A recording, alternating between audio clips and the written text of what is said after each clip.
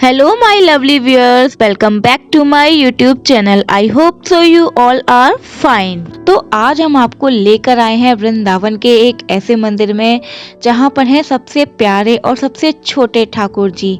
जी हाँ, राधा रमन जी के मंदिर। तो मैं भी इस मंदिर में पहली बार आई थी। मैं वृंदावन काफी बार आ चुकी हूँ, लेकिन इस मंदिर में मेरा आना पहली बार ही हुआ था। जैसे ही हमने मंदिर में एंटर किया तो हमें दिखी काफी सारी भीड़, क्योंकि मंदिर के पट थे अभी बंद और सभी भक्त पट खोलने का इंतजार कर रहे थे, क्योंकि इतने प्यारे ठाकुर जी के दर्शन करने का मौका तो बस कभी कभी ही मिलता है। तो हम भी उनके साथ ठाकुर जी के पट खोलने का इंतजार करने लगे और साथ में गुनगुनाने लगे, जय जय राधा रमन हरि बोल, जय जय राधा रमन हरि बोल। राधा रमन का अर्थ है श्री राधा का प्रेमी, यानी कि रमन जी। कहते हैं कि इस मंदिर की स्थापना 500 साल पहले गोपाल भट्ट गोस्वामी जी ने की थी। जब गोपाल भट्ट गोस्वामी जी 30 साल के थे तब वह वृंदावन आए थे। चैतन्य महाप्रभु के गायब होने के बाद गोपाल भट्ट गोस्वामी को भगवान से बहुत ज्यादा अलगाव महसूस हुआ। अपने परम भक्त को इस अलगाव की पीड़ा से राहत दिलाने के लिए भगवान ने उन्हें स्वप्न दिया और कहा, अगर तुम मेरे दर्शन चाहते हो तो नेपाल की यात्रा करो। तब गोपाल भट्ट गोस्वामी जी नेपाल गए और वहाँ की प्रसिद्ध नदी काली गंडकी नदी में स्नान करने लगे। जब वह स्नान कर रहे थे तो उन्होंने अपना जलपात्र नदी में डुबोया तो उसमें एक साथ 12 शिलाएं आ गयी। यह देखकर गोपाल भट्ट गोस्वामी जी आश्चर्यचकित हो गए। तब उन्होंने वह शिलाएं वापस नदी में डाल दी, लेकिन जब उन्होंने अपना पात्र दोबारा पानी से भरा तो शिलाएं वापस उनके पात्र में आ गयी। इस तरह से गोपाल भट्ट गोस्वामी जी 12 शिलाओं को वृंदावन ले आए। ऐसा माना जाता है कि एक बार एक धनी व्यक्ति वृंदावन आया और उसने गोपाल भट्ट गोस्वामी जी को उन शिलाओं की पूजा करते देखा, तो उसने उन्हें शालिग्राम के लिए कपड़े और आभूषण दान में दिए।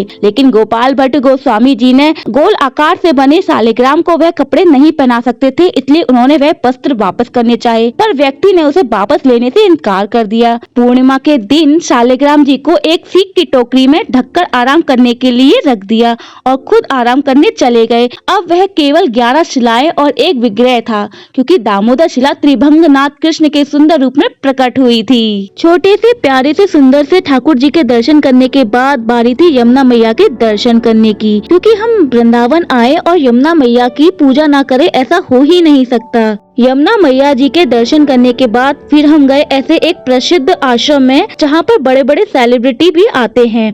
जी हाँ, नीम करौली बाबा के आश्रम। कहते हैं कि बाबा नीम करौली एक चमत्कारी बाबा थे। उनका वास्तविक नाम लक्ष्मी नारायण शर्मा था। उत्तर प्रदेश के अकबरपुर गांव में उनका जन्म हुआ था। 17 वर्ष की आयु में ही उन्हें ज्ञान की प्राप्ति हो गई थी। उनके भक्त उन्हें हनुमान जी का अवतार मानते थे। वे एक सीधे साधे सरल व्यक्ति थे। एक बार बाबा फर्स्ट क्लास कंपार्टमेंट में सफर कर रहे थे। जब टिकट चेकर आया तो बाबा के पास टिकट नहीं था। तब बाबा को अगले स्टेशन नीम करौली में ट्रेन से उतार दिया गया। बाबा थोड़ी दूर पर ही अपना चिमटा धरती में गाड़कर बैठ गए। ऑफिसर्स ने ट्रेन को चलाने का ऑर्डर दिया और गार्ड ने ट्रेन को हरी झंडी दिखाई। बहुत प्रयास करने के बाद भी जब ट्रेन नहीं चली तो लोकल मजिस्ट्रेट जो बाबा को जानता था, उसने ऑफिशियल्स को बाबा से माफी मांगने और उन्हें सम्मान पूर्वक अंदर लाने को कहा। ट्रेन में सवार अन्य लोगों ने भी मजिस्ट्रेट का समर्थन किया। ऑफिशियल्स ने बाबा से माफी मांगी और उन्हें सम्मान ट्रेन में बिठाया। बाबा के ट्रेन में बैठते ही ट्रेन चल पड़ी। तभी से बाबा का नाम नीम करौली पड़ गया। नीम करौली वाले बाबा के सैकड़ों चमत्कार के किस्से हैं। नीम करौली बाबा का समाधि स्थल नैनीताल के पास पंत नगर में है। यह एक ऐसी जगह है जहां कोई भी मुराद लेकर जाए तो वह खाली हाथ नहीं लौटता।